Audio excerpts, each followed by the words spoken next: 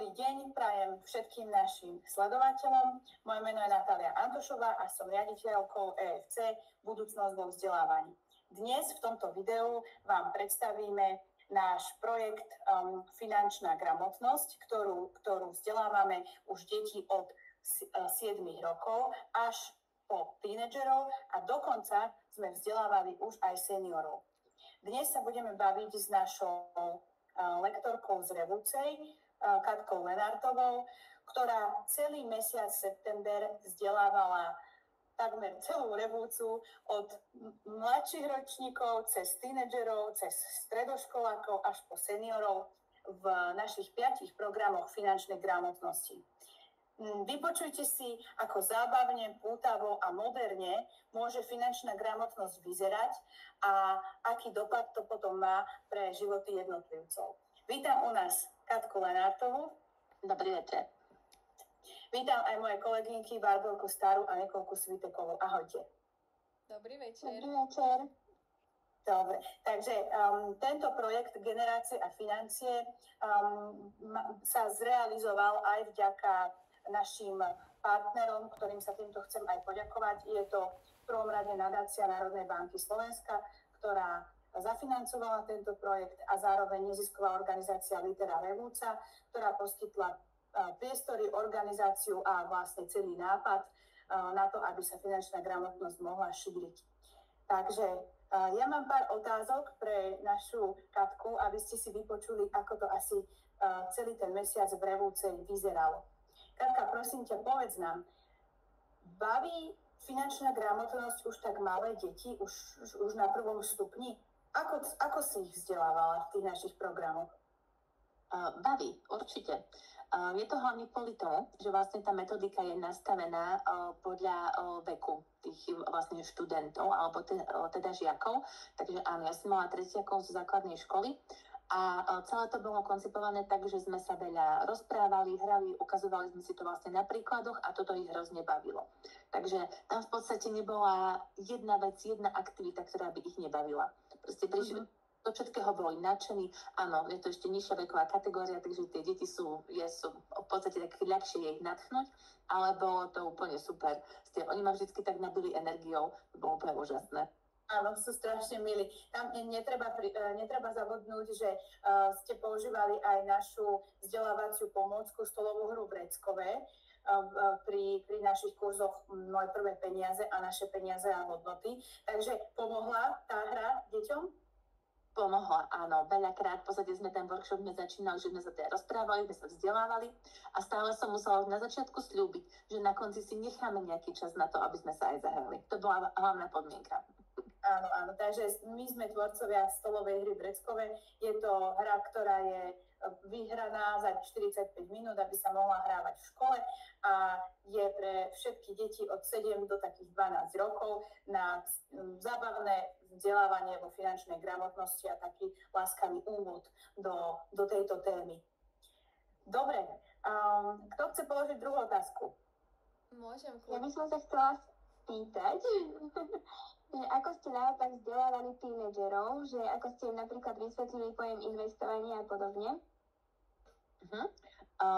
Čo sa týka tínedžerov, tak tých vlastne sme, tiež tá metodika bola veľmi pekne nastavená a vlastne veľmi veľa vecí sme sa naučili aj na príkladoch. Takže je pravda, že tínedžeri nie sú až tak nadšení, ale v podstate snažili sme sa im priblížiť čo najbližšie ku nim. A teda napríklad, čo sa týka investovania, tak vysvetľovali sme akcie a investovanie do akcií na ich značkách, ktoré vlastne oni používajú, ktoré sú im blízke.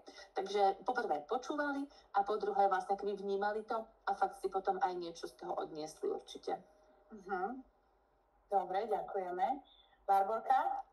Ďakujem. Ja by som sa chcela spýtať, ako ste vzdelávali seniorov? Máte nejaký taký možno najemotívnejší moment z toho vzdelávania?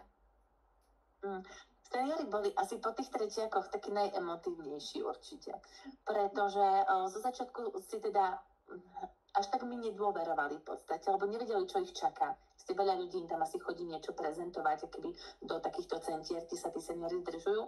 Ale mojou úlohou teda bolo si ku nim nájsť cestu, ukázať im, že naozaj tie informácie máme A veľmi sa im páčilo napríklad, keď sme sa učili o podvodníkoch a vlastne o podvodných veciach, ktoré sa im teda stávajú v bežnom živote, že sme si to normálne zahrali ako scénky. Mali sme takúto aktivitu a to sa im hrozne páčilo.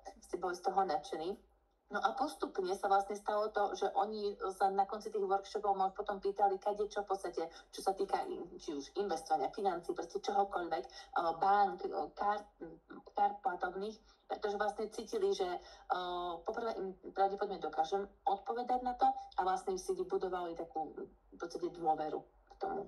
Že pre mňa to bolo úplne super, mňa to vždycky ma to hrozne zahralo pri srdci a hlavne na konci mi bolo strašne ľúto aj im, že už sa teda neuvidíme, že vlastne po tých 4 workshopoch, ale bolo to fakt super. Ja som nemala veľké očakávania od toho a dopadlo to úplne parádne. Áno, rozumiem. Takže ako by si to, Katka, tak celé zhrnula, čo si tí všetci ľudia odnášajú z tých kurzov? Čo je také, ako by si to zhrnula, jednu vec, ktorú si odniesli? Je to ťažké to zhrnúť, lebo to vekové rozpätie tam bolo strašne veľké. Ale rozhodne si myslím, každá jedna tá veková kategória si odniesla to, že finančná gramotnosť nie je žiaden strašiak napríklad. Že je to proste vec, ktorú by každý mal vedieť, mal by to absolvovať a každý si možno, podľa mňa si teda určite každý z nich uvedomil určitú časť, kde má nejaké medzery napríklad.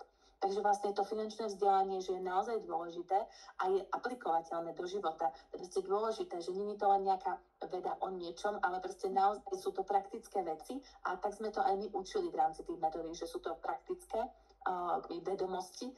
A ja si myslím, že každý sa našiel niečo, čo si potom spojil a odniesol si do toho reálneho života. Takže... Áno, ďakujem veľmi pekne. Presne to je aj ten hlavný zámer všetkých tých našich metodík v programoch od Moje prvé peniaze, cez Naše peniaze a hodnoty, Biznis a peniaze, Mladý podnikateľ, Mladý investor a až po Financie v maličku pre seniorov. Všetky metodiky sú pútavé, zábavné a smerované k tomu, aby si na pozadí tí účastníci kurzov vytvárali pozitívny vzťah k finančnej disciplíne, aby si radi vytvorili ten rozpočet, aby mali motiváciu ho dodržiavať. Takže toto nie je len predmet v škole. Áno, finančná gramotnosť je do života a my sa snažíme už od malých detí, tie malé deti na 2. stupni predsa už nakupujú v bufete, áno, oni už sú spotrebitelia. Takže už na týchto príkladoch ich učiť a inšpirovať ich pre ich vlastný život, prečo je to dobré mať tú finančnú disciplínu, čo si neskôr môžu kúpiť za našetrené peniažky a podobne. Takže ďakujem veľmi pekne, Katka.